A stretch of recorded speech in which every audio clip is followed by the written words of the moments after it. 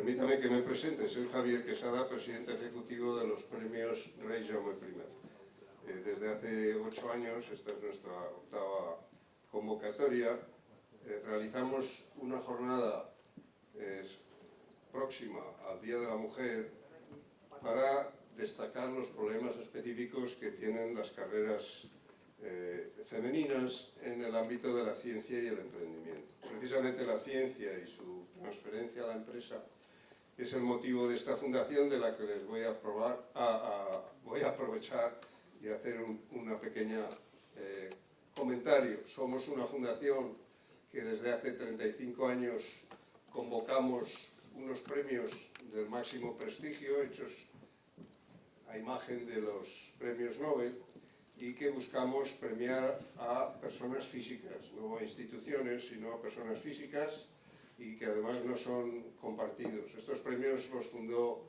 el bioquímico español Santiago Grisolía, que nos dejó hace 2 años a la edad de 99 años, y que los impulsó a lo largo de su vida.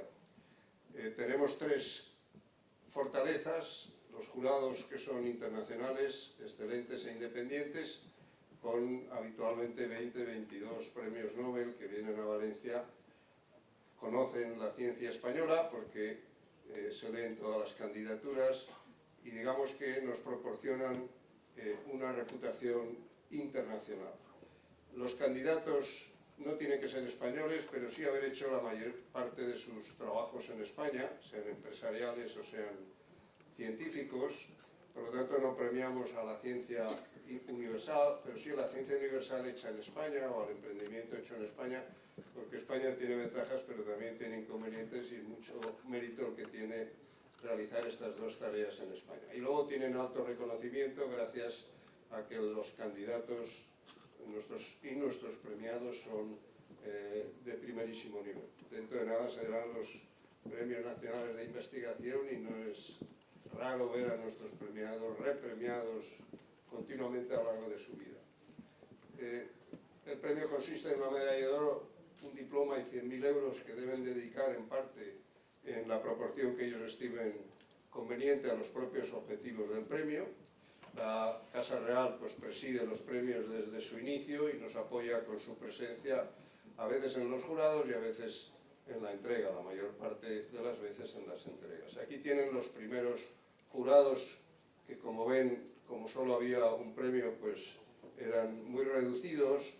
Hoy tenemos 7 premios, uno es nuevo, el que dice Investigación Clínica y Salud Pública, porque teníamos un premio único de investigación biomédica y ahí coincidían perfiles diferentes que nos han hecho tomar la decisión de añadir un premio más, y bueno, vamos buscando financiación para ello, porque es una financiación que es básicamente privada, aunque tiene y comparte algo de financiación pública.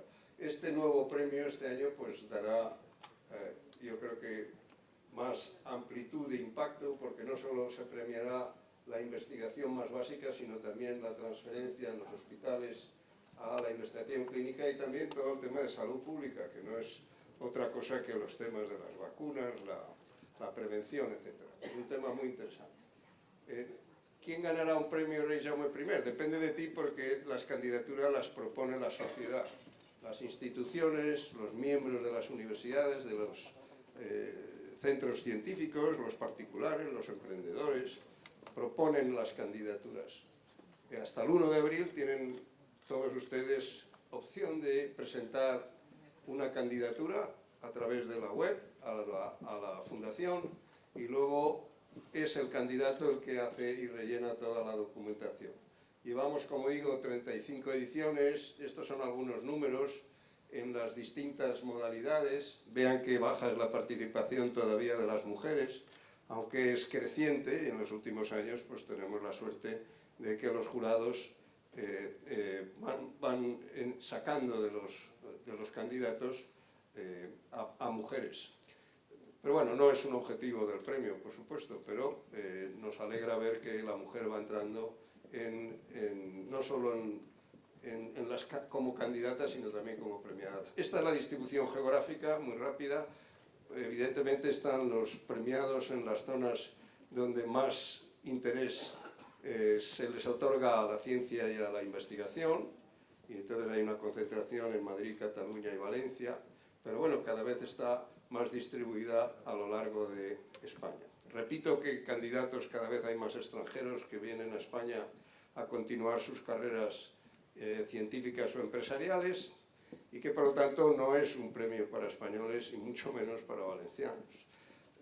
Se otorgan en el recinto de la Lonja, en el que, bueno, en la entrega aquí tienen al rey Felipe cuando vino como príncipe, muy joven, pero bueno, y don Severo Ochoa, que también fue el que facilitó la presencia de los premios Nobel en nuestros jurados.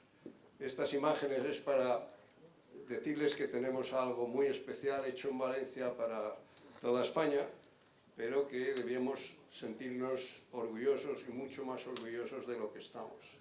Hasta ahora, como digo, hemos contribuido a que se conozca mejor la ciencia en España, pero también la ciencia en el mundo, porque los jurados internacionales lo que hacen es llevarse la imagen, y cuando les preguntamos nos dicen que España en materia científica y últimamente empresarial cada vez tiene mejor nivel, aunque vamos en la cola de los países desarrollados.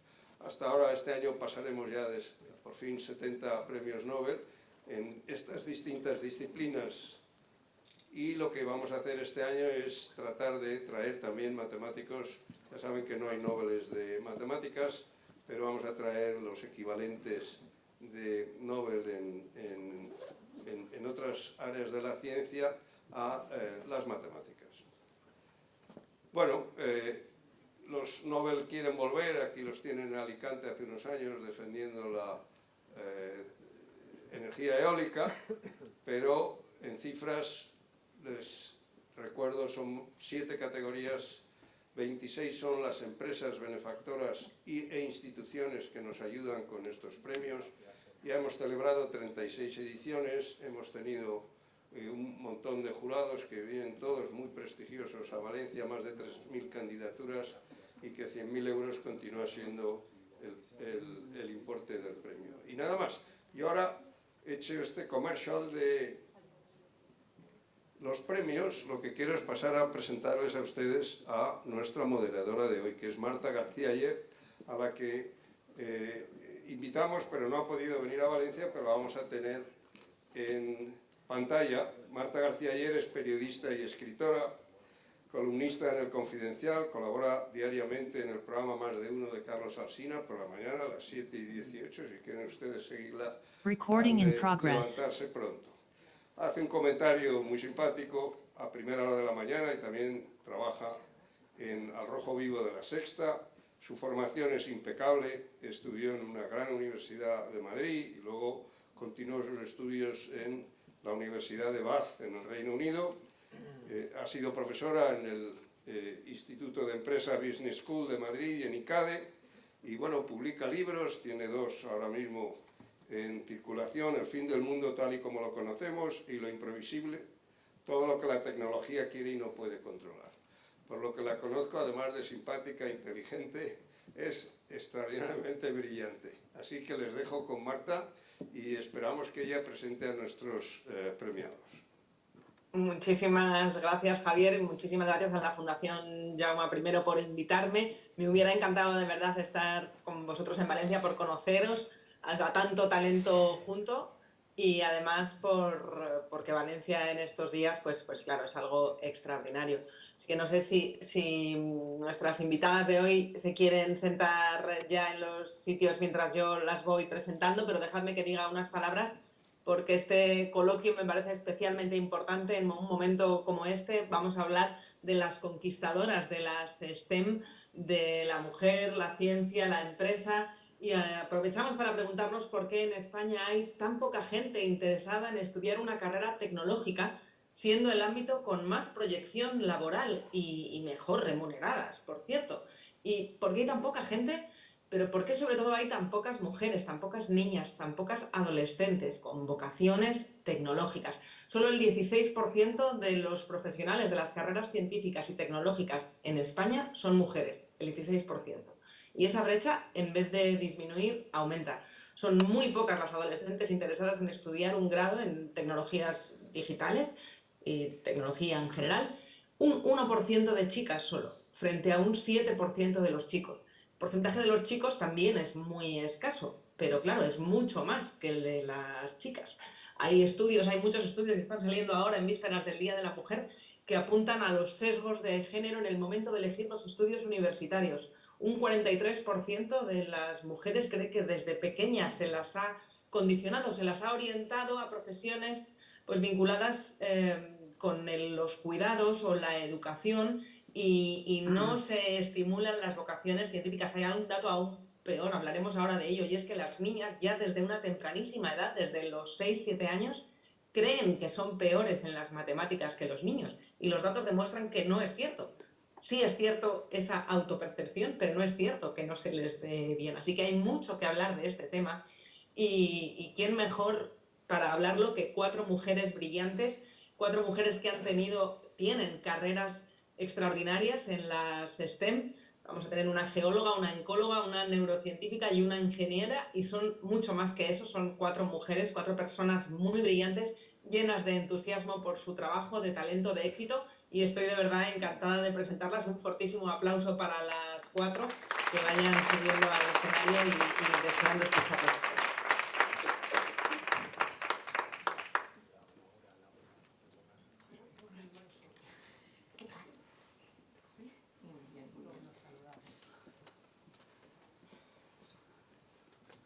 Se nos escucha bien a todos, ¿verdad? Perdonadme esta cuestión logística que nos impone la distancia. Aprovecho para iros presentando, aunque ahora os preguntaré qué mejor que vosotras para contarnos bien a qué os dedicáis. Está Carlota Escutia, que es doctora en Ciencias del Mar e investigadora en el Instituto Andaluz de Ciencias de la Tierra, en el CSIC, que ha estado en Stanford y ha estado, bueno, ahora nos contará ella, muy lejos y en lugares de muchísimo frío. Es además Premio Rey Jaume I 2023. Tenemos también con nosotros a su lado a Cristina Nadal, que es licenciada en Medicina y Cirugía, es especialista en oncología, es doctora y profesora de la Universidad de Barcelona y además, bueno, tiene mucha experiencia también en la gestión y en la formación. Ahora lo hablaremos. Y Guillermina López Bendito está también con nosotros, es doctora en neurociencias, es profesora de investigación del CSIC y directora del Departamento de Neurobiología del Desarrollo del Instituto de Neurociencias de Alicante. Y Lorena Saus, que es ingeniera, hablando de STEM, ¿cómo no va a haber una ingeniera entre nosotras? Que está dedicada a la medicina personalizada de precisión. Y qué interesante va a ser hablar con Lorena de cuánto tienen que ver esos cuidados de los que hablábamos con las STEM, que no son ni mucho menos excluyentes, sino más que complementarios fundamentales. Así que vamos a empezar ya con la charla. Muchísimas gracias a las 4. Lamento muchísimo no estar aquí porque me fascina lo que hacéis. Los libros que yo escribo es gracias a haber hablado con gente como vosotras que hace cosas fascinantes y luego permite contar historias, pero yo solo las cuento, las que las protagonizáis sois vosotras. Carlota, empezamos contigo si quieres. ¿Qué es lo más fascinante del trabajo que desempeñas, de ese trabajo que, como anticipaba, te ha llevado muy, muy lejos? Bueno, lo más fascinante es que trabajo en lo que me gusta, me apasiona trabajar en el área que yo trabajo, es Ciencias de la Tierra, soy geóloga marina y durante las últimas décadas me he dedicado a estudiar la estabilidad de estas masas de hielo tremendas que tenemos en la Antártida, y eso me ha llevado a hacer a ir muy lejos de casa, que también a veces es un poco difícil, pero bien. Y lo que me fascina es que lo hago con un equipo científico fantástico, que está compuesto tanto de otros colegas senior, pero también de mucha gente joven, ¿no?, de la que vamos a hablar hoy. Y eso es muy motivante el poder pasar el testigo, ¿no?, el poder formar, el poder dar oportunidades a otras personas jóvenes igual que a mí me las dieron en su momento, y que gracias a esas oportunidades uno llega a donde está. O sea que me fascina eso. Marta, gracias. Guillermina, ¿estás de acuerdo con esta fascinación que cuenta Carlota? Sí, totalmente. Bueno, buenos días y La verdad que es un placer estar aquí en esta jornada y bueno, a mí también, como a ella, yo creo que lo más importante de nuestro trabajo, yo creo que vamos a coincidir todas, es que trabajamos en lo que nos gusta. Y en mi caso, aún más trabajar en uno de los órganos más importantes de nuestro cuerpo, que es el cerebro, y yo creo que es el gran desconocido todavía, y de hecho es el órgano maestro que nos hace humanos. Por lo tanto, cada día para mí es un día diferente, es un querer descubrir cosas nuevas y querer saber cómo esas 80.000 millones de neuronas se conectan entre sí.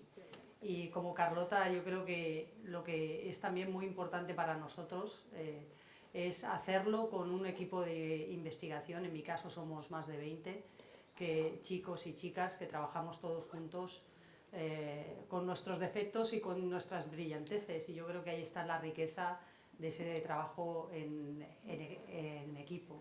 Entonces, bueno, pues es eso, el fascinante es cada día, diría yo. Cristina, vamos contigo, como también es un órgano fascinante como oncóloga y de formación y vocación. Pones de manifiesto la importancia de lo transversal, de esos perfiles. Hablábamos antes de la medicina y del cuidar, pero tu carrera también demuestra que eso es ir rompiendo límites, que esa idea de la profesión de la mujer como médica la tenemos muy asentada, y sin embargo ahora esa profesión ha ido evolucionando, ¿no? Sí, bueno, buenos días a todos. En mi caso yo he tenido diferentes vidas profesionales de alguna manera, ¿no? Yo empecé como oncóloga, empecé en la oncología porque realmente me interesaba muchísimo el cáncer desde el punto de vista científico, y allí descubrí también el contacto con los pacientes, que es una de las cosas más bonitas y más fascinantes, hablando de fascinación, en la que uno se puede encontrar, ¿no? La autenticidad de la persona. En las consultas, solo te la encuentras en este tipo de entornos, ¿no? En mi carrera como médico he disfrutado y me ha parecido fascinante tanto la parte científica como el contacto con los pacientes. También he tenido una vida profesional de investigación en cáncer. La ciencia, como os he dicho, me encanta, y como decía aquí Guillermina, lo que te apasiona, poder trabajar en lo que te apasiona es en sí fascinante. Y luego me he dedicado más adelante a gestión pública, y actualmente estoy en una empresa farmacéutica, y dirán, qué salto, ¿no? Pues yo creo que lo que me fascina de esta otra parte de la vida profesional es el poder transformar, ¿no? El potencial de poder transformar lo que uno ve, ¿no? Siempre desde esta visión de lo que creo que debería ser la ciencia, de lo que creo que debería ser la medicina. Entonces, en cada fase, ¿no? de mi vida profesional, lo que sí que ha sido el hilo conductor ha sido esta pasión por lo que hago, y creo que esto cada uno pues tiene sus intereses, pero la vida profesional de cada uno siempre debe seguir esta guía para encontrar esta fascinación en lo que cada uno hace cada día. Lorena, habla Cristina con mucha fascinación de esa conexión entre la ciencia y la medicina, pero ¿cuál es la conexión con la ingeniería? ¿Qué hace una ingeniera dirigiendo un grupo médico como tú? Bueno, la ingeniería tiene mucho que aportar a la medicina y lo está demostrando ahora. Nosotros creamos equipos con médicos y al lado siempre hay un ingeniero o un bioingeniero que le viene ayudando con el manejo de datos, con los procesos, cómo mejoramos y cómo la inteligencia artificial nos ayuda, ¿no? No se nos escapa nadie. Y dentro de esa fascinación pues coincido con lo que están comentando, ¿no? De crear, transformar. En mi caso lo que me fascina, me gustan muchas cosas, yo creo que ahí todas coincidimos, ¿no? Disfrutamos de lo que hacemos, pero lo que me fascina, o sea, lo que hace que de verdad me palpite el corazón y se me acelere, es cuando vemos tecnologías que ya se han descubierto en el siglo pasado, pero que tienen una nueva aplicación clínica y que van a permitir ayudar al paciente. En ese momento en el que somos conscientes de que esa tecnología va a poder ayudar, el corazón se acelera, porque sabes que eso puede funcionar bien. Y entonces, dentro de la poca inteligencia individual que tenemos todos, me fascina ver cómo a nivel colectivo somos capaces de transformar, de crear, que es lo que estabais diciendo. y verlo en unos años, en 2 o 3 años, ver ese proceso, pues existe una tecnología, antes el paciente no se podía mejorar en su pronóstico o curar, ahora se puede curar, han sido en 2 años, en 3, tecnologías que ya existían. A mí me parece fascinante y hay muchísimas tecnologías que ya están descubiertas cuya aplicación todavía no lo está. De verdad que a mí se me acelera el corazón cuando veo algo de eso. Bueno, ahora hablaremos de cardiopatías, que sé que has estudiado mucho de ello, pero cuidado con el corazón. Quería preguntaros a las 4 por las luces y las sombras, por los mayores obstáculos que os habéis encontrado en estas carreras tan interesantes que nos estáis contando, pero también las experiencias más gratificantes. Sí que siempre es difícil elegir, que son muchas las cosas vividas y compartidas, pero como se trata de contar lo fascinantes que son estas carreras, pero tampoco ocultar lo difícil que ha sido a veces en entornos muy masculinos o donde la presencia de la mujer era muy escasa. No sé, Carlota, si ese ha sido tu caso en la carrera de geología, si has tenido que desenvolverte en un ambiente, pues eso, dominantemente masculino cuando empezabas, si eso ha sido determinante o no. Y me sirve como hilo para haceros esa pregunta a las 4, lo más gratificante y también el mayor obstáculo que os hayáis encontrado. Bueno, a ver, cuando yo empecé en mi carrera sí que realmente era un campo que estaba dominado por hombres, éramos muy pocas las mujeres que hacíamos geología. Y luego también como joven investigadora pues también te encuentras pues que, no sé, yo recuerdo de ir en barcos y ser minoría, ¿no? Entonces entre la tripulación, los científicos, los técnicos, era una gran mayoría de hombres en esos barcos y hombre, teniendo en cuenta que estamos a veces más de 2 meses metidos en un barco, que es como un pequeño confinamiento, todos sabemos ahora muy bien lo que es un confinamiento, pues sí, realmente pues tienes pues momentos en los que realmente te sientes como que tú estás aportando y no se considera que aportas igual, ¿no? Entonces, pero bueno, eso gracias a Dios esto ha ido mejorando, ¿eh? Ahora, por ejemplo, el equipo acaba de venir de la Antártida y era un equipo paritario y también incluso entre la tripulación hay muchas más mujeres. O sea, esto se está mejorando con el tiempo. Y notas que ahora mismo, bueno, entiendo que para llegar hasta donde has llegado también hubo muchas oportunidades, hubo gente que te inspiró, que te ayudó y entiendo que eso también es una cadena, ¿no? Que ahora es el momento de poder hacerlo por otras personas. Exacto, exacto. Yo creo que nadie llegamos a un sitio si no ha habido muchas personas que nos han ayudado por el camino, ¿no? Nos han dado oportunidades y las hemos tomado. Es una de las cosas que para las niñas que se estén planteando una carrera STEM o de largo plazo, hay que tirarse a la piscina, hay que decir que sí a las oportunidades e intentar bueno, superar los retos, porque cuando a ti te dan una oportunidad, a mí por ejemplo tuve la suerte de que hubo personas cuando yo era una joven investigadora que me decían, no Carlota, tú haces esto, y yo decía, madre mía, esto yo no voy a poder sacarlo adelante, y sin embargo ellos, venga, te empujaban, te tiraban ahí a ese vacío, y tú te superas y aprendes, y entonces yo creo que eso es una de las cosas que es más importante, no tenerle miedo, y saber que, bueno, lo que tú no te crees capaz, esas inseguridades, pues porque a lo mejor no crees que tienes las habilidades o la capacidad, ¿no? Seré capaz de sacar esto adelante y lo vas adquiriendo con el tiempo, porque en el camino nunca estás solo y hay mucha gente de la que se aprende y bueno, y con el tiempo tú enseñas también, entonces es como ¿no? una sinergia entre todos, entonces sí, y en eso estamos, ahora claro, la que tiene que dar esas oportunidades y empujar a los jóvenes a que se tiren a la piscina, ahora me toca a mí, pero aprendo mucho de ellos en el camino, yo aprendo mucho de la gente a la que formo, porque ellos siguen un camino y me enseñan muchísimas cosas también. Bueno, veía a Cristina sentir con la cabeza, entiendo que de esa piscina la conocéis todas bien, es una piscina llena de obstáculos y de oportunidades. Vacía. Absolutamente.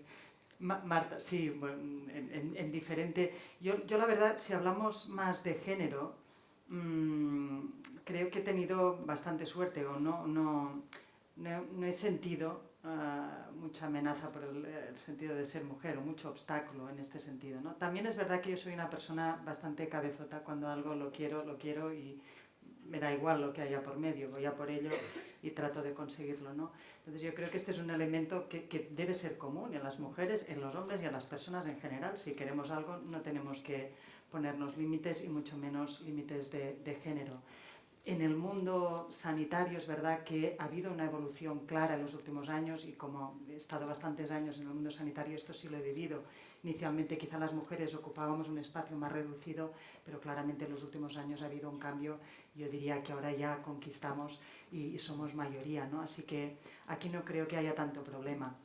En otros mundos, por ejemplo, en el mundo científico sí que es verdad que la mujer puede entrar en este mundo, pero es un mundo que es muy absorbente, requiere una dedicación absoluta y esto no es excluyente con el hecho de ser mujer, pero las mujeres muchas veces queremos hacer muchas cosas y además tener una vida personal, etcétera. Entonces a veces pues esto nos juega en contra, no por capacidad sino por elección, y esto es importante. Los hombres también podrían decidir esto y muchas veces no lo hacen, ¿no?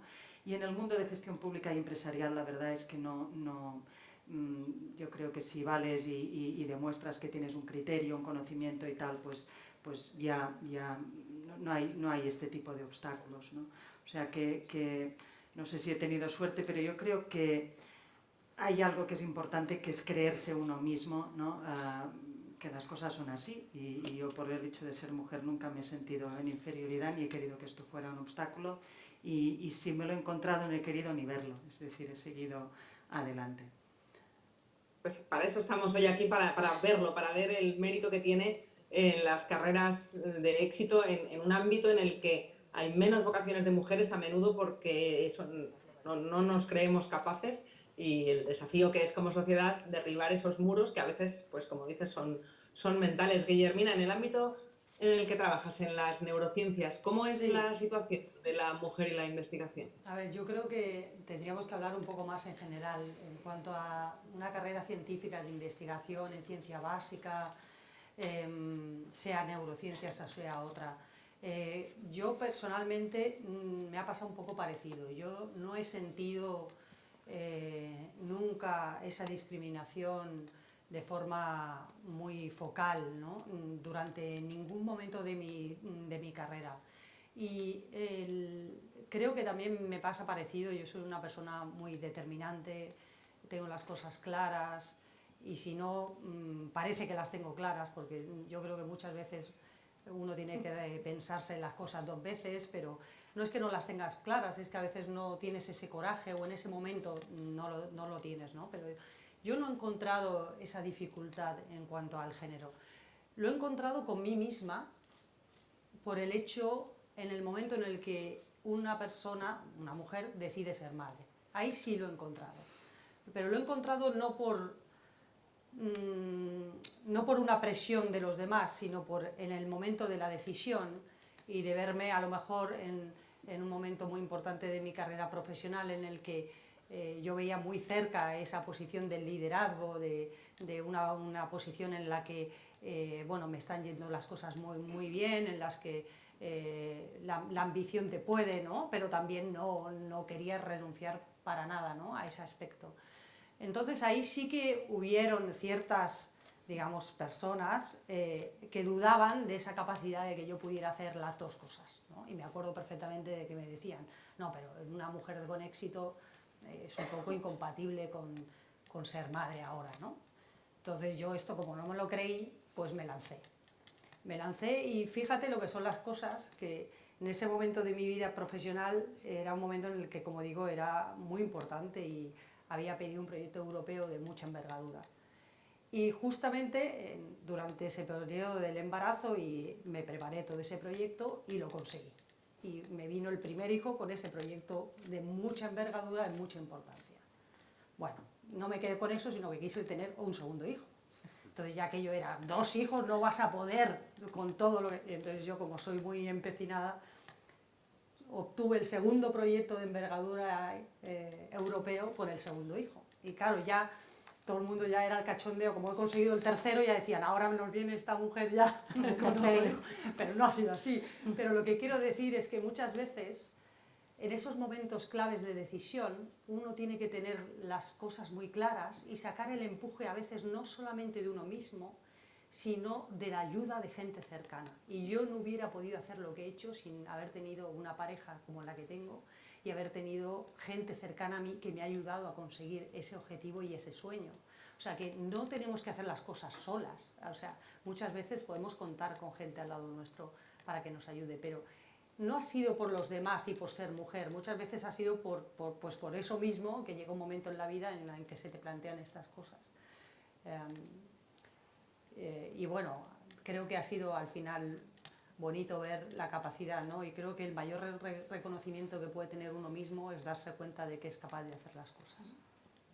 Fíjate, escuchándoos me pregunto cuánto talento hemos perdido en áreas como las STEM, pero a lo mejor muchas de las cosas que decís creo que servirían también para el ámbito del periodismo en el que trabajo, de personas enormemente talentosas para la ingeniería, para la medicina o para la ciencia, que a lo mejor no eran tan cabezotas, a lo mejor no tenían las cosas tan claras, pero a las mujeres sí, para poder prosperar en ese ámbito, tenían que tener las cosas tan claras y ese carácter y esa fuerza de voluntad, y sin embargo a los hombres, con que se les diera bien, valía, ¿no? Porque no iban a tener que afrontar tantos desafíos. Les bastaba con ser buenos en matemáticas, no tenían que ser buenos en matemáticas y tener mucho carácter.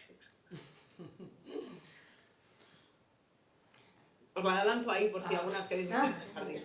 Bueno, sí.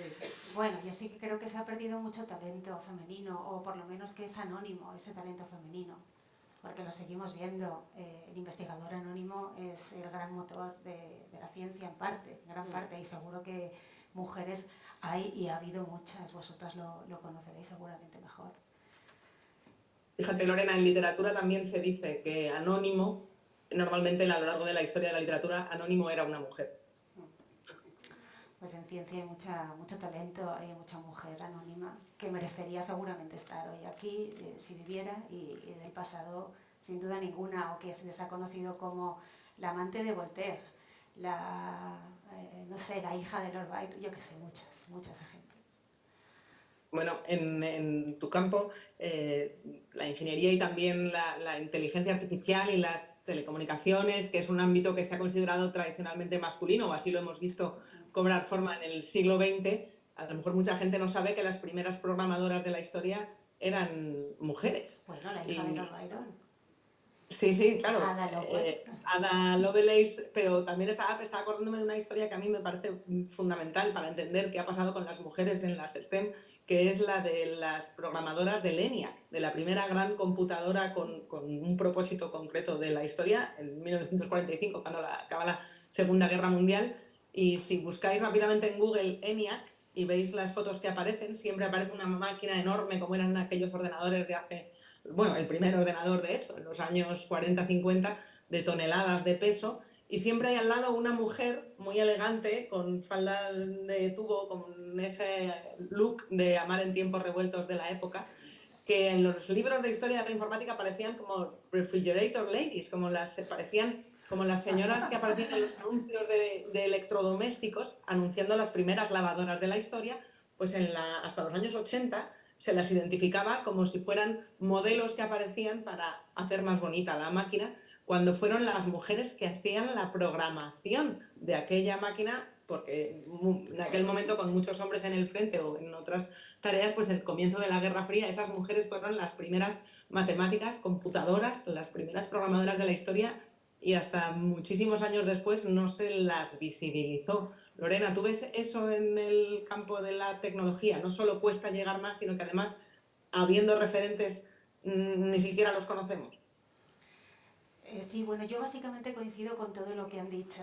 Me ha gustado mucho lo que ha dicho a Carlota, que decía que los límites están en nosotras mismas, ¿no? En nuestra mente, que también habéis coincidido vosotras. En el campo de las tecnologías, de las TIC, a la mujer le cuesta mucho y no se ve proyectada, no hay mucha mujer en la que se vea reflejada. En el campo de la ingeniería, donde yo me he movido, en el campo de la empresa, sí que veo que la mujer va avanzando, ya tenemos un mundo muy distinto, muy cambiado, hemos avanzado mucho, queda mucho por hacer. Pero a mí sí que me gustaría comentar en el campo de la empresa, como empresaria, yo ahí sí que he visto esos bloqueos mentales en mí misma por no tener referentes. O sea, yo recuerdo cuando me lanzaba a mis primeros proyectos, y por la familia en la que viví y el entorno en el que vivía, una mujer no iba a ser empresaria, no era nuestro espacio. Yo recuerdo escuchar en mi entorno que las mujeres, que vosotras no podéis llevar empresa, las niñas no pueden llevar empresa, así en el entorno familiar general, entonces te lo crees. Y luchar contra esas barreras mentales, de esa imagen que tú tienes de ti mismo, para mí ha sido de las cosas, de los obstáculos, hablando de género, más grandes que he tenido. El verte que sí que puedes hacerlo. Y claro que podemos. Y a mí me gustaría aquí lanzar ese mensaje. La mujer puede, somos muy poderosas. Somos muy poderosas con ayuda, que también lo decías tú. Sí, con ayuda, sí. Pero podemos mucho. Sí. Así es que a estas niñas que se motiven y venga. Tú también eres muy poderosa, ¿no? Somos muy poderosas. Sí. ¿Y qué consejos les daríais a esas niñas, a esas adolescentes, a esas hijas que están dudando, si piensan, no, es que mira, fíjate, es que es muy complicado, me voy a encontrar muchos obstáculos, me dedico a otra cosa, esto se me da bien, pero no lo tengo muy claro? ¿Qué consejos le daríais para animar a que puede ser, pues eso, como decís, muy gratificante y además, ¿por qué no decirlo, muy bien remunerado, mucho mejor que otros ámbitos profesionales? Bueno, yo creo que lo que comentaba antes, ¿no? Que uno tiene que hacer lo que le gusta, ¿ya? Y no dejarse parar por miedos, ¿no? Si te gusta algo, pues bueno, y si no te sale bien, pues cambias, no pasa nada, ¿no? El no tener miedo ni a intentarlo, ni tener miedo al fracaso, porque no todos son éxitos en la vida, también hay fracasos y de los fracasos también aprendemos. Y bueno, pues si te gusta esa carrera, no porque tú tengas miedo, tendrías que dejar de hacerla. Y ya está, y es como un velero, tiras para adelante, con más seguridad, con más inseguridad, pero adelante, algo que te guste, teniendo el lujo de poder hacerlo, ¿no? Totalmente, pero al hilo de lo que comentas, Carlota, para saber que algo te gusta, Claro. tienes que saber que existe. Y muchas de las carreras a las que os dedicáis no aparecen en la cabeza de los adolescentes y las adolescentes porque ni siquiera saben en qué consiste. Faltan modelos, faltan referentes de mujeres, pero faltan también referentes de la existencia de las profesiones mismas. Por ejemplo, en las neurociencias.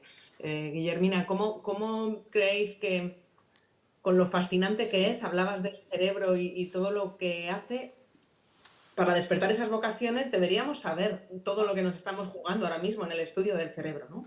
Para mí hay que empezar desde los 3 años, 4 años, 5 años, 6 años. Hay que empezar desde ahí, desde la raíz, desde el principio, desde cuando el cerebro es plástico, desde cuando estamos intentando explorar, saber qué nos gusta.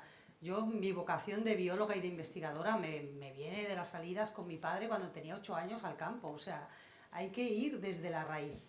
La semana que viene el Instituto de Neurociencias abre sus puertas y van a venir más de 3.000 niños a ver la exposición sobre el cerebro que se hace. Entonces, desde colegios, desde mi hijo viene con 8 años, desde primaria, secundaria, van a venir a explorar, a tocar, a experimentar. Yo creo que un cambio y esto lo lanzo, me parece que es en los colegios poner más asignaturas que sean experimentar.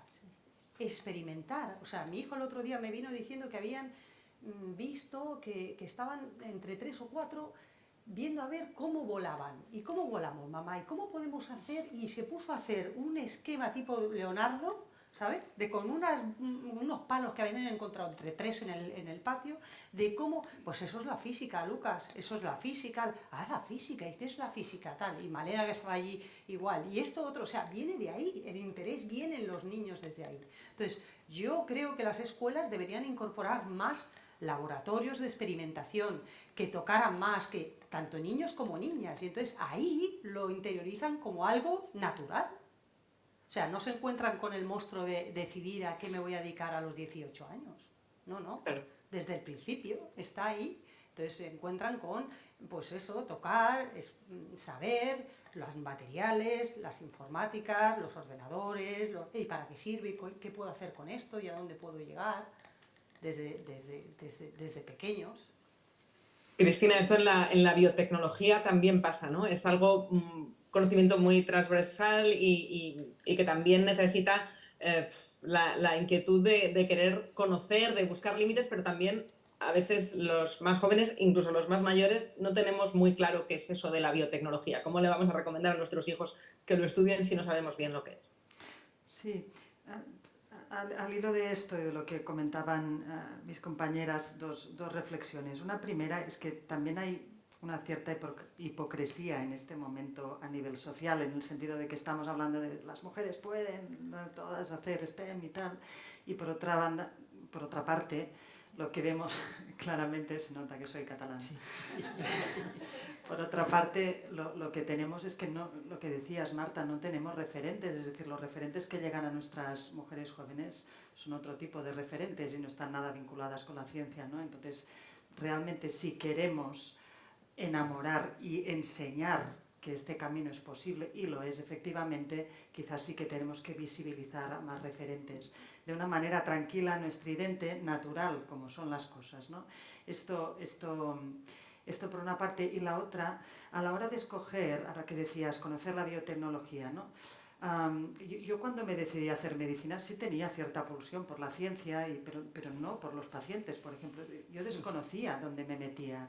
Y a veces pienso que estamos protegiendo demasiado a la gente. O sea, cuando entréis o cuando decidáis o cuando se decida, no sabemos muchas cosas, pero tampoco importa realmente. Lo importante es el camino. Nosotros queremos tener planificado el destino y la vida no funciona así ni en lo profesional ni en lo personal tan siquiera, ¿no? Entonces, hay que ser un poco aventurero y atreverse y tener esa intuición de decir, oye, yo creo que esto me puede gustar, he visto estas personas, estos referentes que creo que me identifico de alguna manera, no en todo, pero en algunas cosas sí, voy a por ello. Lo que decía Carlota, pues me atrevo, me aventuro, lo pruebo, tendré éxito o fracaso, da igual. Igual que en la vida personal, pues la gente se va adaptando y va encontrando salidas y esto al final es la vida, tanto profesional como personal. Así que no hay que tener miedo y tampoco hay que conocer todo, porque se conoce cuando se camina, ¿no? Entonces, a partir de ahí, pues uno va decidiendo cómo va moldeando las cosas.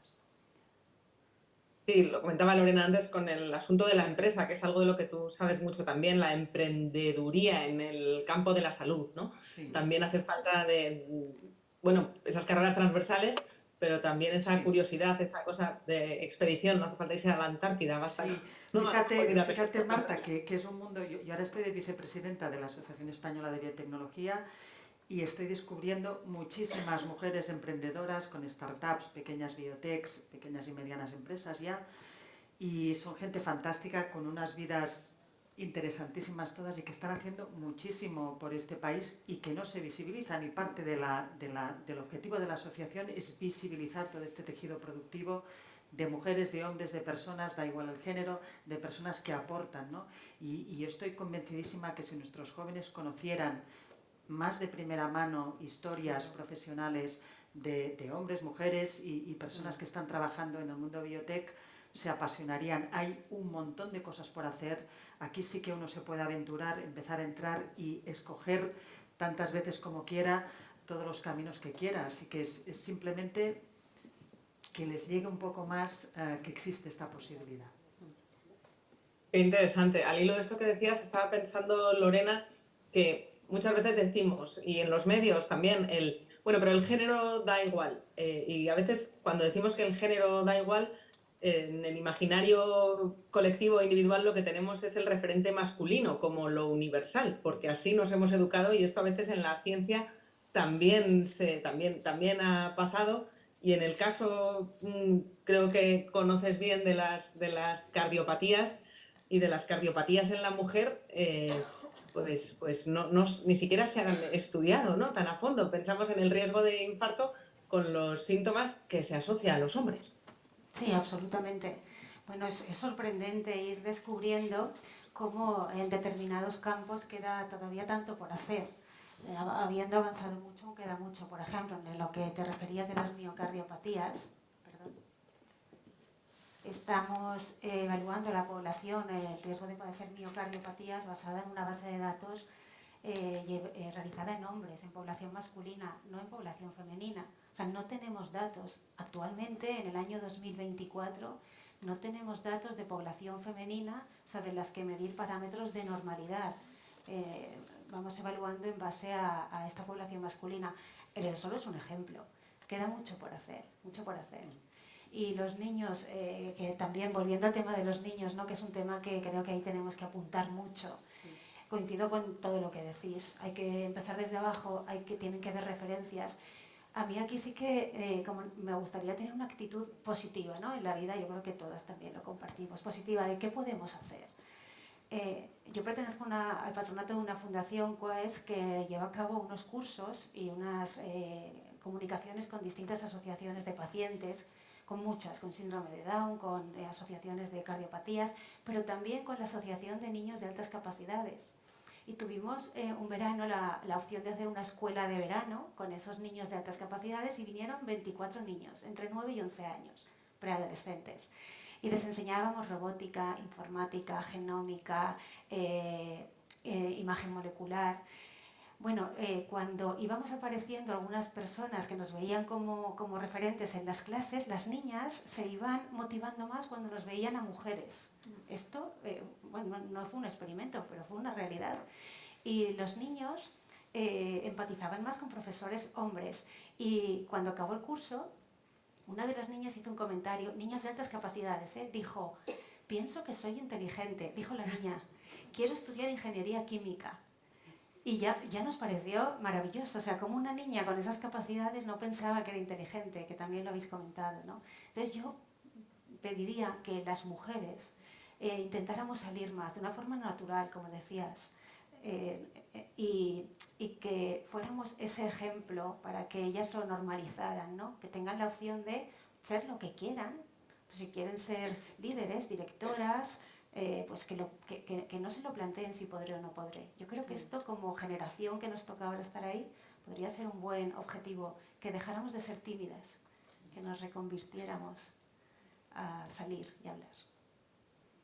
Sí, vea que estabais asintiendo las tres. No esperéis que yo os dé la palabra, si en algún momento la queréis continuar o ahondar en lo que dice Lorena. Marta, yo quería, estoy totalmente de acuerdo con lo que han dicho todos en cuanto a la necesidad de motivar a los niños y de tener referentes. En algunas de las carreras STEM, porque siempre hablamos de carreras STEM en bloque, pero sí que es verdad que hay mucha diferencia entre las diferentes carreras STEM. Hay carreras STEM en las que realmente, como tú has dicho, creo, Cristina, la mujer está muy bien representada. Hay otras en las que está menos representada.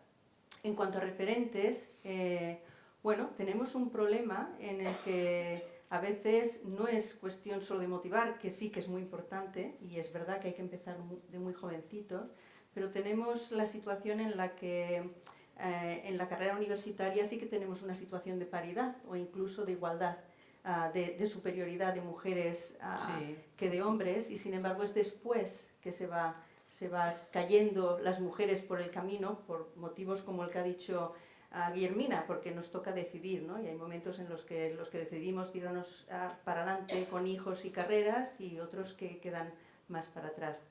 Pero en el quedarse atrás influye mucho en el que en este país es muy difícil estabilizar a los jóvenes investigadores, tanto hombres como mujeres, que se estabilizan a los 40 y pico años.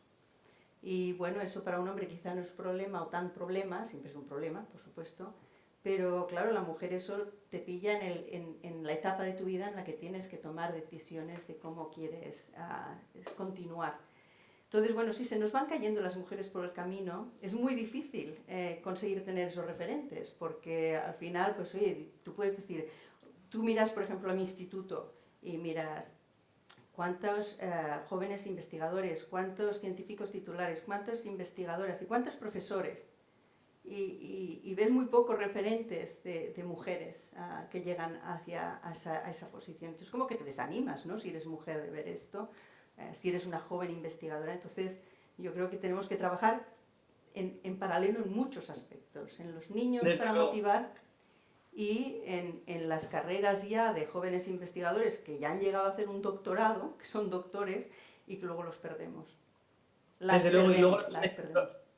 los medios también tenemos un papel importantísimo a la hora de visibilizar y a menudo, hace unos años para acá que esto ya ha ido cambiando de mayor sensibilización, pero las fuentes que se consultaban, las personas que aparecen en los reportajes, eran mayoritariamente hombres en campos en los que también había mujeres destacadas.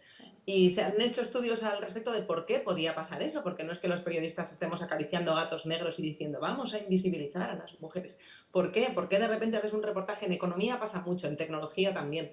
Y de repente las fuentes de lo que encuentras, pues había un 90% de hombres. Y una de las razones, aparte de porque al final uno llama a quien tiene a mano o a quien ha conocido personalmente y hay más hombres en los after work que mujeres, también por cuestiones personales y por cómo se establecen en este país las jerarquías de poder y las relaciones.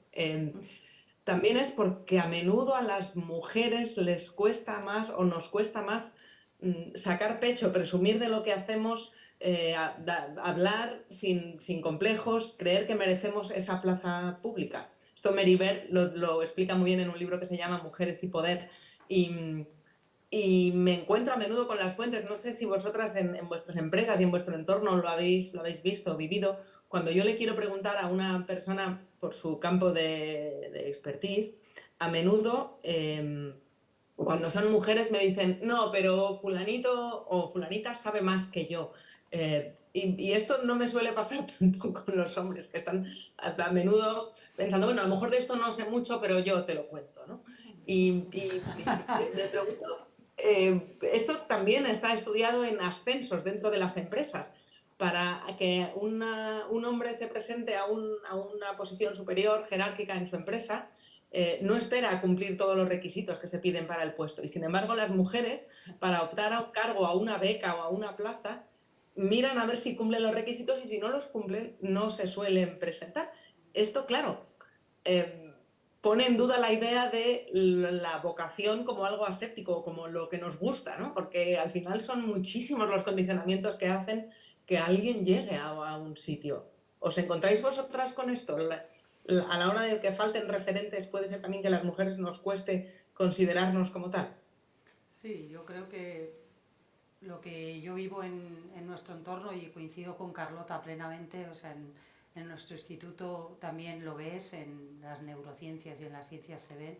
En nuestro instituto ahora mismo a nivel de profesor de investigación en el CSIC estamos 50-50, pero yo creo que porque ha costado mucho dar un empuje y a las mujeres para que, lo que decías ahora, para que tengan el convencimiento de presentarse a las plazas de profesor de investigación o se sientan seguras de dónde han llegado y que lo han hecho por ellas mismas, ¿no? Y eso sí que es verdad que a lo mejor las mujeres tenemos más autocrítica. Yo creo que, y por así decirlo, queremos estar como muy seguras de dónde estamos antes de dar un paso.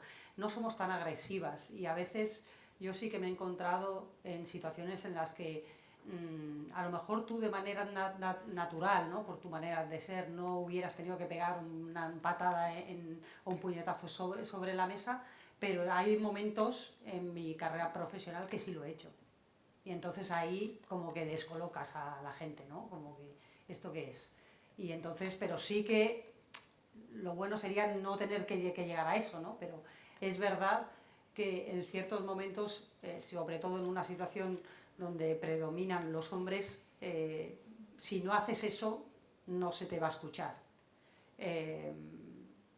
Pero bueno, yo creo que poco a poco está cambiando, ¿eh? Yo lo veo, y entre las jóvenes y lo que decía Carlota y lo que decía Cristina antes y todas, ¿no? Que yo creo que es nuestro deber ahora, como líderes en nuestros campos, de fomentar eso, ¿no? Y yo pues hago un trabajo, tengo 20 personas trabajando conmigo, creo que somos 50-50 o más mujeres que hombres, si acaso, y tengo una labor siempre de convencerlas, de empoderarlas, de darles seguridad, de que no tengan miedo, ¿no? a decir lo que saben, a exponer sus resultados. Y yo creo que eso poco a poco va calando, ¿eh? Va calando y se van empoderando y van viendo que pueden hacerlo. pero sí, nos vamos dejando por el camino, sí. Yo, Sí, si me porque... permites, Marta, Sí, dos por favor. comentarios rápidos sobre esto. Yo creo que un poco la respuesta mía sería depende, o hay muchos factores, ¿no? Pero es verdad que hay un factor cultural, casi me atrevería a decir que puede haber un factor de genética evolutiva. Los hombres han tenido que funcionar de una manera para conseguir ciertas cosas y las mujeres se han encargado de otras cosas, entonces eso también marca y selecciona, ¿no? Pero sin embargo, yo me quedaría con un punto que para mí es el importante, es decir, depende de quién seleccione. Si quiere a alguien que sea el que se vende mejor o el que valga más para esa posición. Entonces, al final, también esto es importante, es decir, si tú seleccionas, ¿a quién seleccionas? ¿Al que cumple todos los requisitos o al que no los cumple pero ahí está? Entonces, bueno, esta parte también hay que tenerla en cuenta. Esto, y luego una cosa muy rápida sobre algo que se ha dicho, y pienso que es importante, que es cuando decimos la mujer llega a una edad en la que tiene que tomar decisiones, ¿no? Los hombres también tienen que tomar estas decisiones. Yo creo que es tan responsable el hombre de una paternidad como la mujer de una maternidad. Y si no nos lo creemos, vamos mal. Otra cosa es que no lo hayamos explicado así o no lo hayamos socializado así hasta ahora. Pero creo que estamos en buena dirección. La mujer tiene que tomar decisiones, pero yo, por ejemplo, cuando decidí ser madre, lo decidí, como comentaba Guillermina, teniendo un apoyo y muy consciente de que no haría absolutamente nada más que la otra parte, ¿no? Porque este era mi pacto, porque yo no quería renunciar a otras cosas y esta era mi decisión. Y también es lícito que las mujeres queramos ser madres y disfrutar la maternidad y dejemos un espacio más pequeño a lo profesional, igual de lícito o respetable. No fue mi caso y así lo explico, pero puede ser el caso de muchas mujeres y esto hace que quizá las mujeres no estemos llegando tan lejos o no estemos teniendo tanto éxito, porque para llegar lejos y tener éxito hay que dedicar mucho tiempo a la profesión, y esto también es así.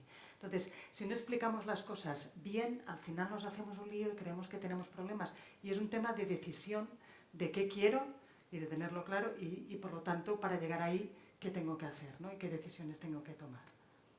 Sí, de hecho hay varios estudios, la premio Nobel de este año de Economía, aunque no es Nobel propiamente dicho, tampoco pasa como con las matemáticas, pero ha sido por estudiar la brecha salarial, la brecha de género, y una de las conclusiones es que más que una brecha de género, lo que hay es una brecha de la maternidad.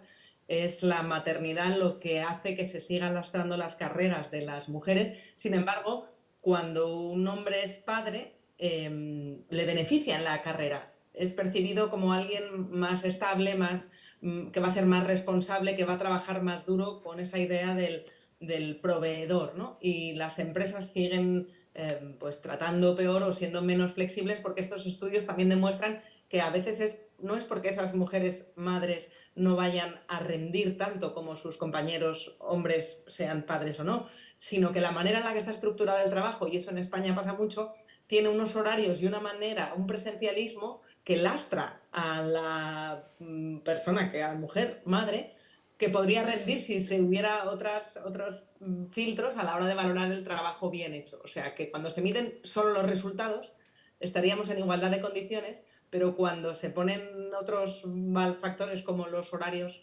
o el presencialismo, pues entonces, claro, las mujeres, sí, sobre todo si se encargan de más cosas que los compañeros padres de sus hijos, pues tienen problemas. ¿Qué otros consejos daríais dentro de las STEM? Porque os pedí antes consejos para las niñas, pero bueno, a las veinteañeras y treintañeras, ¿qué podíamos recomendarles para que no crean que va a ser o no teman la carrera de obstáculos a las que se van a enfrentar? ¿Qué está en su mano hacer? Bueno, yo, por tomar la palabra, Marta, yo creo que habría que inspirarlas, no que darles consejos, porque mis hijas que están en esa edad no me admiten ningún consejo, pero sí inspiración. Yo creo que tenemos que inspirarles. De nuevo yo vuelvo al ejemplo. Y luego también un punto que habéis comentado, tanto Cristina como Guillermina, es hacer más apasionante la enseñanza. Yo creo que ahí sí que deberíamos evolucionar en cómo las universidades están planteadas y tener un punto más práctico de las ciencias. Porque al final yo creo que estamos muy bien en teoría, somos un gran país, teóricamente superamos a muchos otros, pero luego cuando nos ponemos a ejercer, cuando vemos la distancia entre la universidad y la empresa, yo creo que ahí tenemos también un campo de mejora. Si consiguiéramos inspirarlas en ese punto, ellas verían y ellos verían un camino atractivo de las ciencias. Porque es que las ciencias, lo decía también Guillermina, están en todas partes. A mí me decían que hay 3 infinitos. El infinito más grande, Galileo. El infinito más pequeño, el átomo, Einstein. Y el infinito más complejo, el medio ambiente, que está Carlota en él. A mí me parece fascinante. El medio ambiente es complejísimo. El cerebro, está Guillermina. El cerebro es complejísimo.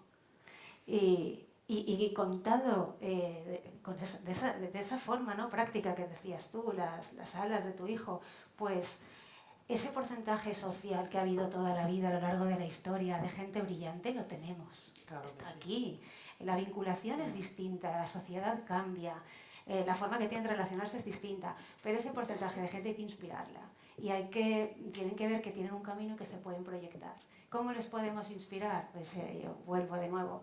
Las mujeres tenemos que salir, tenemos que hablar, nos tienen que ver y luego en la universidad en lo que podamos acercar la práctica a ellas y a ellos les vamos a inspirar.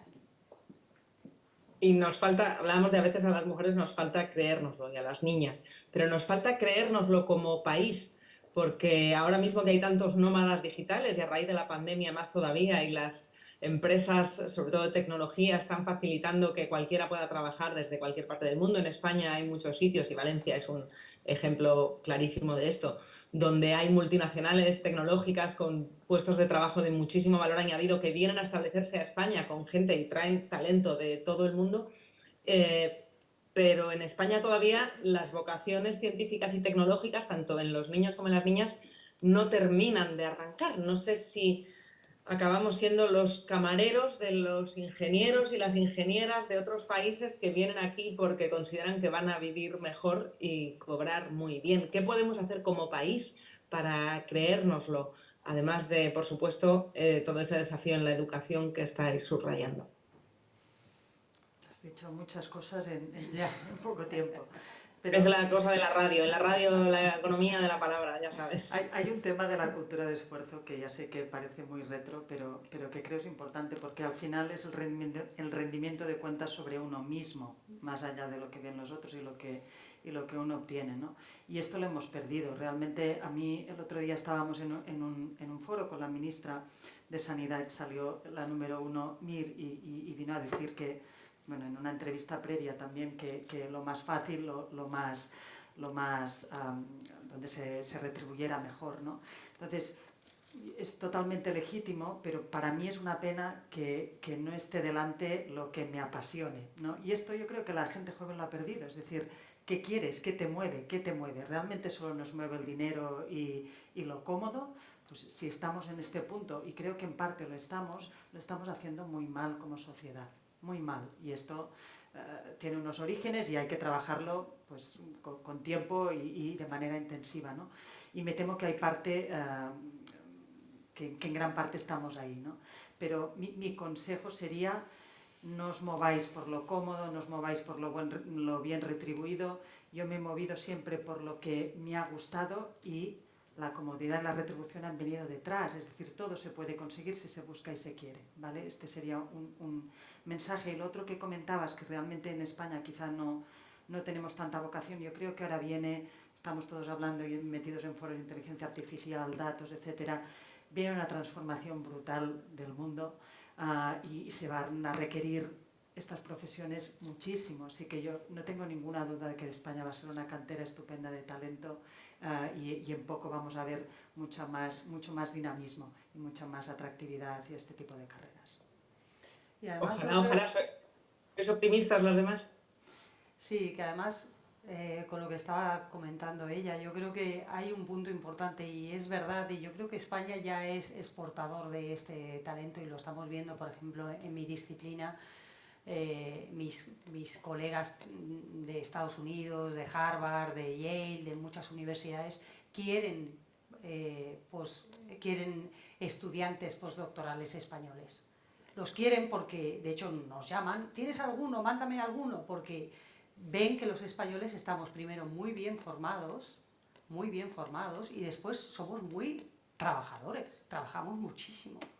Yo tengo muchos estudiantes míos ahora en Estados Unidos y me lo dicen, a partir de las 5 los únicos que quedamos somos los europeos y los españoles, estamos allí. O sea que hay mucha conciencia de trabajo y mucho talento. Lo que pasa es que yo creo que los que no nos lo creemos somos nosotros, pero hay muchos países que sí lo ven y está ahí.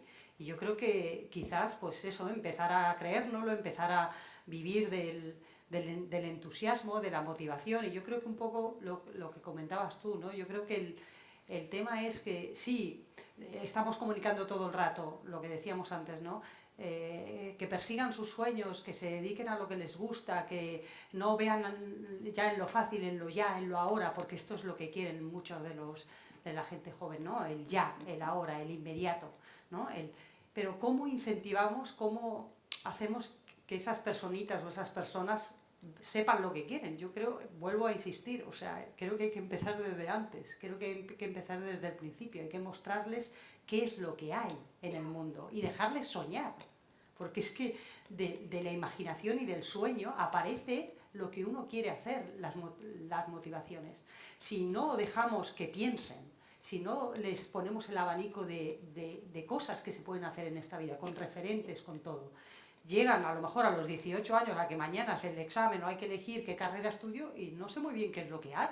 Y eso les pasa, no saben muy bien qué es lo que hay. Entonces yo creo que hay que hacerlo antes.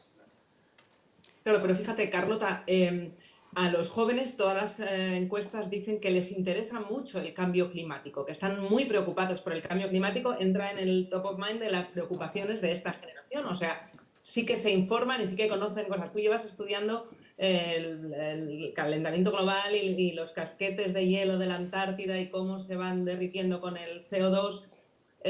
No sé si al final falta esa conexión que decíais, lo de, oye, que para revertir esto y para ese activismo también se hace a través de la ciencia, ¿no? O sea, que el interés está. Lo que no sé es si falta que se entienda que la geología, por ejemplo, pues no es algo así abstracto que está nada más que en los libros, sino que es lo que está pues estudiando cómo salvar el mundo.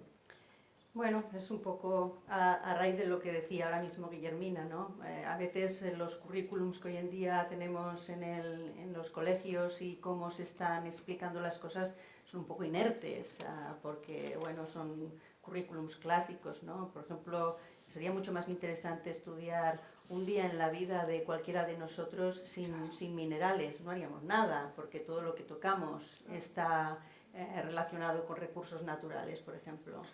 Entonces, bueno, yo creo que tiene razón en el que hay que hacer algo que sea mucho más de tocar, de actividad, de ver la relevancia social de las cosas que se estudian y aparte, al mismo tiempo y en paralelo, desarrollar yo creo que hay una parte cultural en nuestro sistema educacional en el que culturalmente limitamos un poco a estos niños, ¿no? Por cómo se imparten las clases, por cómo hay que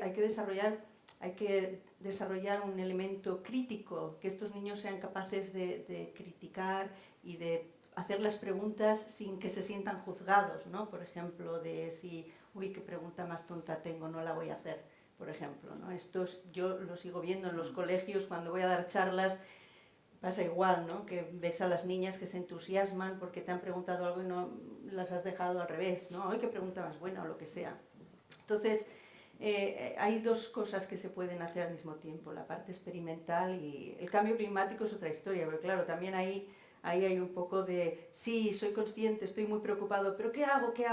¿No? Eso es otra cosa que es otra discusión aparte, ¿no? Pero yo creo que el poder analizar las cosas, ¿no? El poder analizar desde pequeño sin ser juzgado y ser libre, ¿no? Mis hijas estudiaron en Estados Unidos cuando eran pequeñas y entendí por qué tenían una mentalidad tan diferente en aproximación a las cosas, porque desde niñas daban presentaciones, preguntaban, nadie les decía, uy, qué pregunta más tonta, o no, esa pregunta no es adecuada.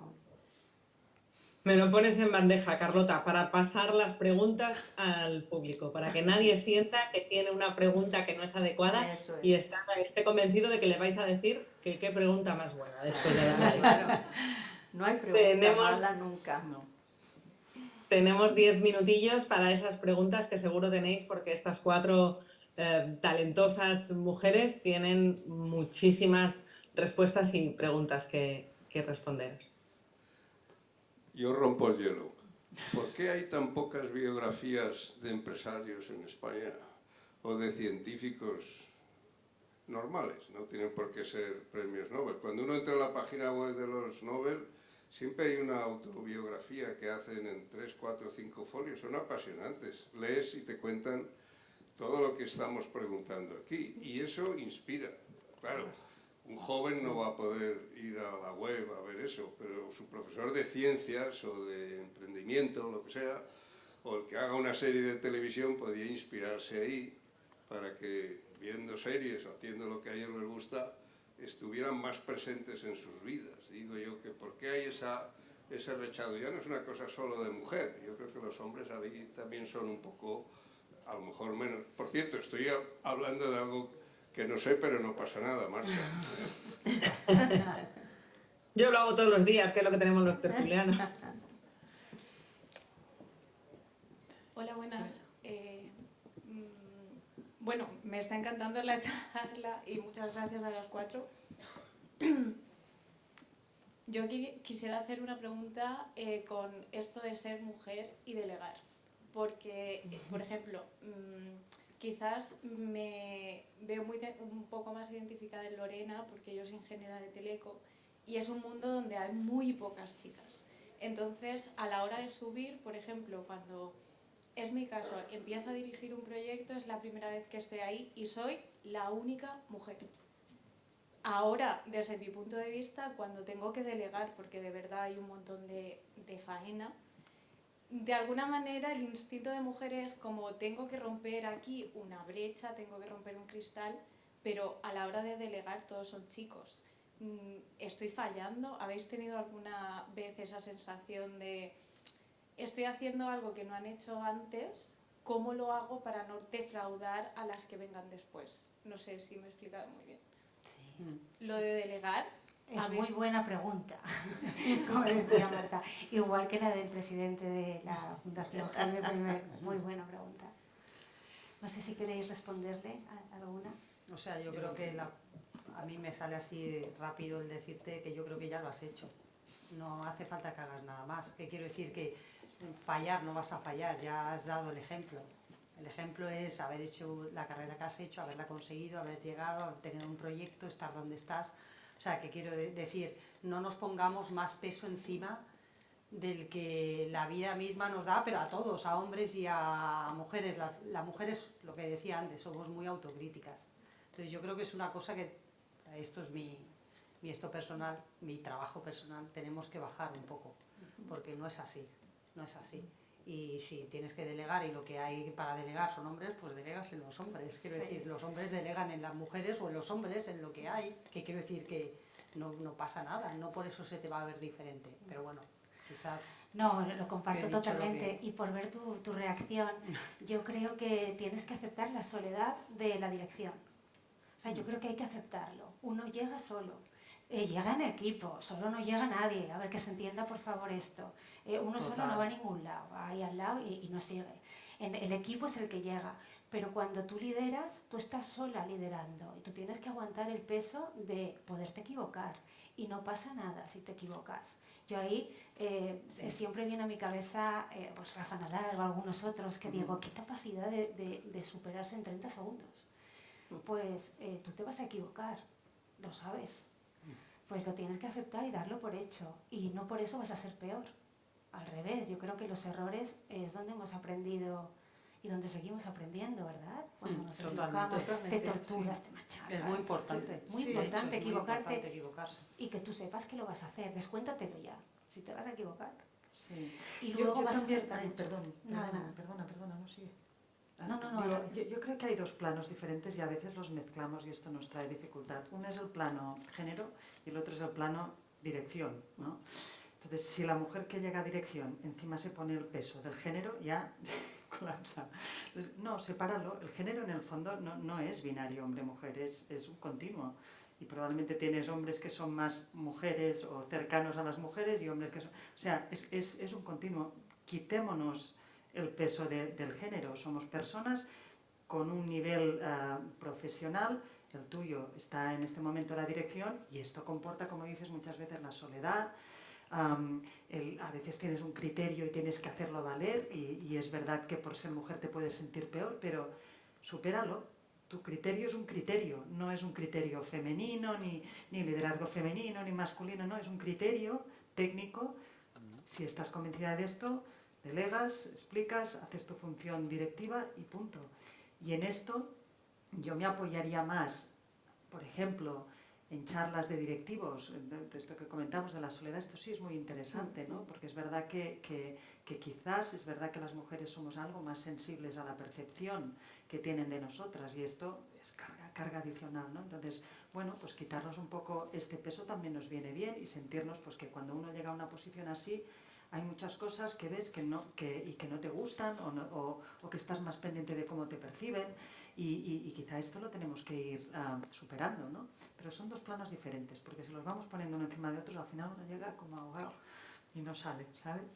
Bueno, y a veces estar rodeado de de las personas que te rodean a lo mejor te están llenando de esa percepción que tienen sobre el que tú seas liderando mujer, ¿no? Pero yo ahí también creo que ya está, tú estás liderando, has llegado a tener un proyecto, eso ya te marca en un logro, y ahí lo que tú te has de enfocar es en apoyarte en las mejores personas, sean mujeres o hombres, que te puedan ayudar a conseguir tu objetivo.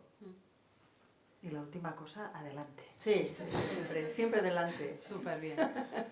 Y con respecto a la pregunta que hacía Sí. el presidente, yo no sé si es que hay un complejo generalizado en este país para no contar la biografía de la gente, pero ahí nos pueden dar ejemplo ustedes, ¿verdad? Los grandes, claro.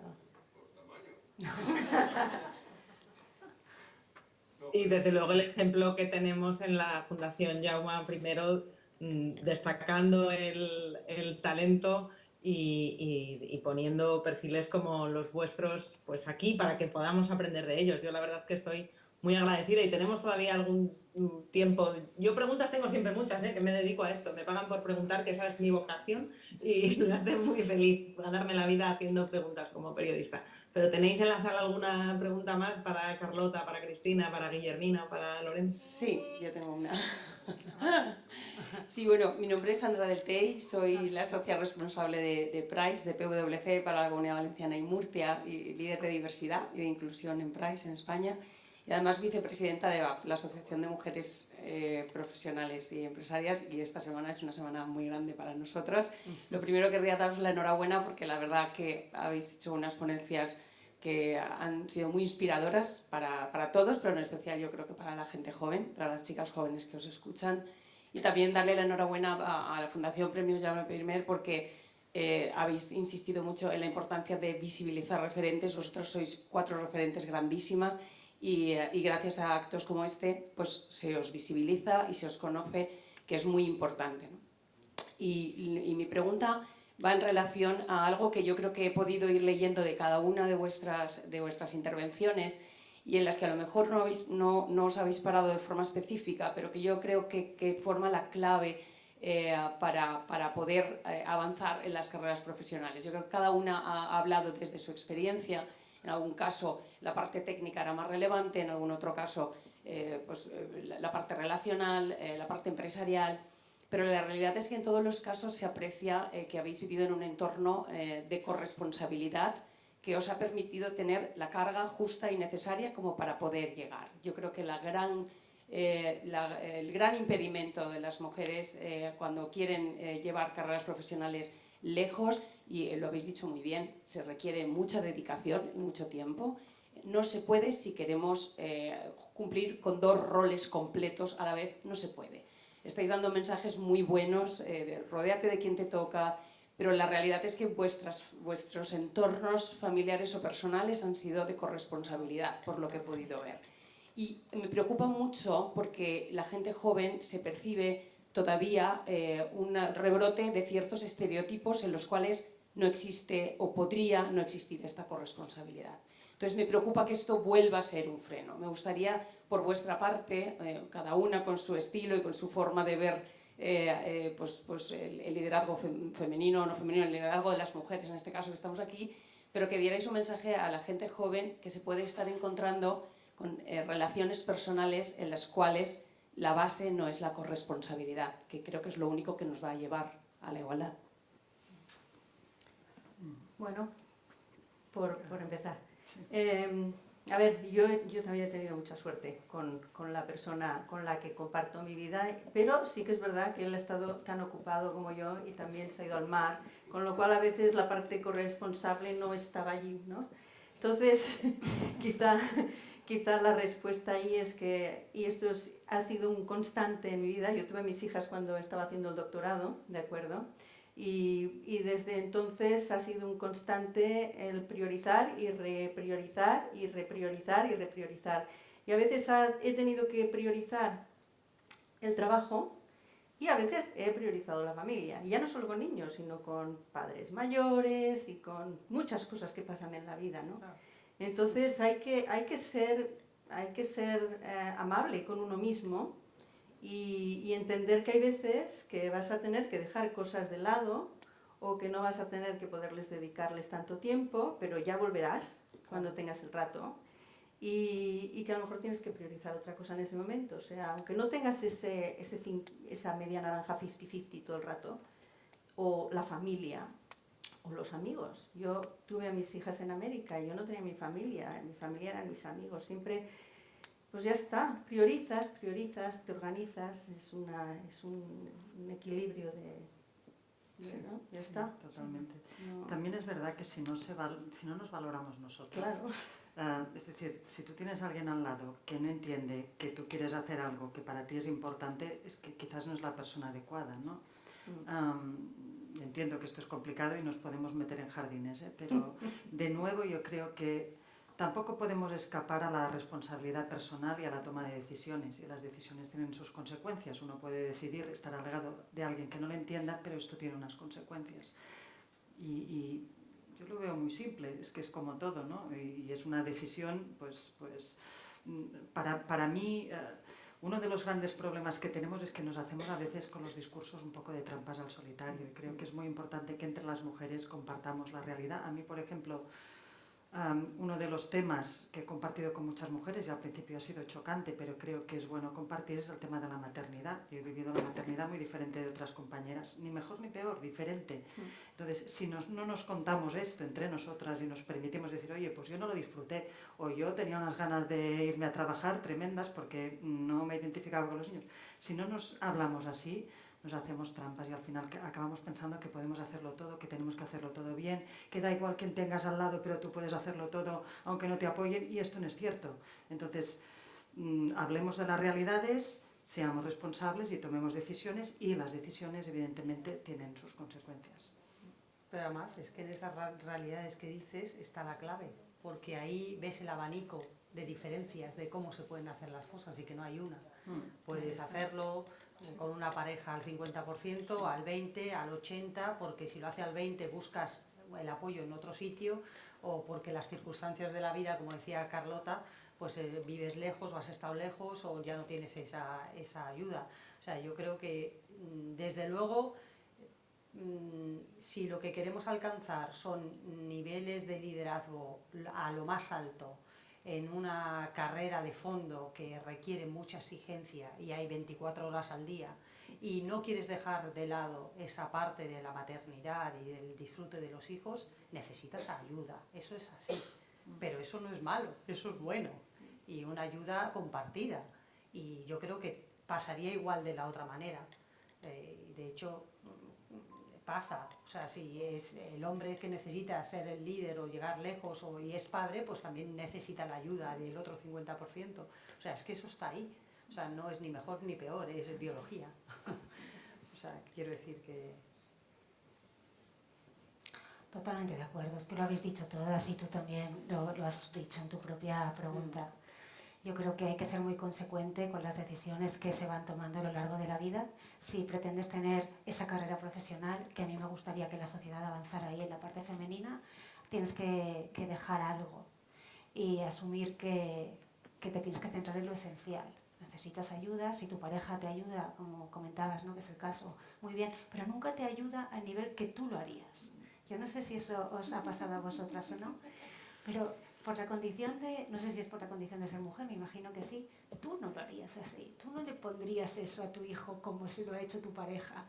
Y eso ya tienes que asumirlo, tienes que aceptarlo, no es perfecto, el mundo no es perfecto, pero el ejemplo es fundamental en la sociedad. Entonces yo cuando valoro, ¿mis hijas tienen una madre perfecta? Pues no, ni lo pretendo.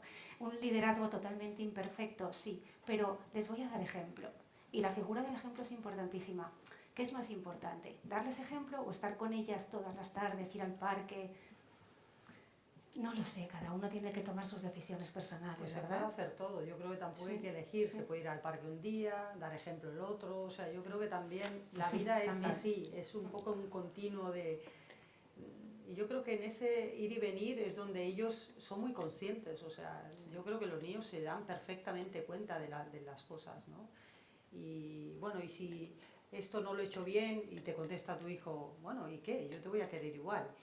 Entonces tú dices, esto me descoloca, vamos a ver, yo había pensado que esto iba a ser así, va a traer esta... No, los niños no lo ven así, no lo ven así, lo vemos nosotros así, desde nuestro pensamiento de adulto, ya con muchas restricciones, ¿no? Yo es que como trabajo en el cerebro y trabajo en el desarrollo del cerebro, claro, en la plasticidad con la que el cerebro nace, por así decirlo, soy fiel creyente de que ahí está la plasticidad y ahí está donde hay que trabajar. Y creo que deberíamos todos ser capaces de tener esa mente de un niño durante más tiempo y nos ayudaría en muchas cosas. Pues a mí la verdad que es escucharos Marta. este rato me... Ay, Sí, Marta, déjame sí, es que vamos... hacer un comentario rápido. Perdón, claro que sí. Digo, hablando de realidades, también es verdad, los hombres y las mujeres no somos iguales, no lo somos, ni en comportamientos, ni en habilidades, ni en muchas cosas. Hablando en general, evidentemente hay algunos que se parecen más que otros, ¿no? Pero en general no lo somos y no pasa nada. Nunca los hombres en general no tendrán tanto... No están tan preparados para cuidar tanto, para estar siempre detrás, y las mujeres somos más así, que quizás hay que forzar para que esto no sea así. Es decir, cuando nos encontramos con problemas con los niños, ahora pensaba, deben pensar que somos como robots. No, todos tenemos familias, todos tenemos problemas, pero yo he aprendido también a decir lo que quiero y a perseguir lo que quiero, incluso a veces por delante de los que me rodean, y esto es algo que a las mujeres nos cuesta mucho. Hacerlo y reconocer que lo hacemos. Entonces, yo creo que como personas, como individuos completos, es algo a lo que tenemos que aspirar, ¿no? Y sin hacer daño a nadie ni desatender cosas, pero podemos hacerlo. Entonces, por aquí yo creo que se solucionan muchos problemas cuando uno tiene este pensamiento, ¿no? Ya está, Marta. Pues no, quería incidir en lo inspirador que es lo que estabais diciendo, y estábamos haciendo este coloquio para hablar de las conquistadoras de las STEM y desde luego habéis conquistado esta mesa redonda. Me da aún más rabia ahora mismo no estar ahí con vosotras para irme no al parque sino a la mascletá, que es lo que toca dentro de un rato. Pero de verdad que ha sido un placer escucharos, enormemente inspirador, estáis llenas de historias, no os sorprenda si os llamo para pediros que me contéis más. Y voy a pedir, eso sí, un fortísimo aplauso antes de que Javier Quesada suba a clausurar. Gracias.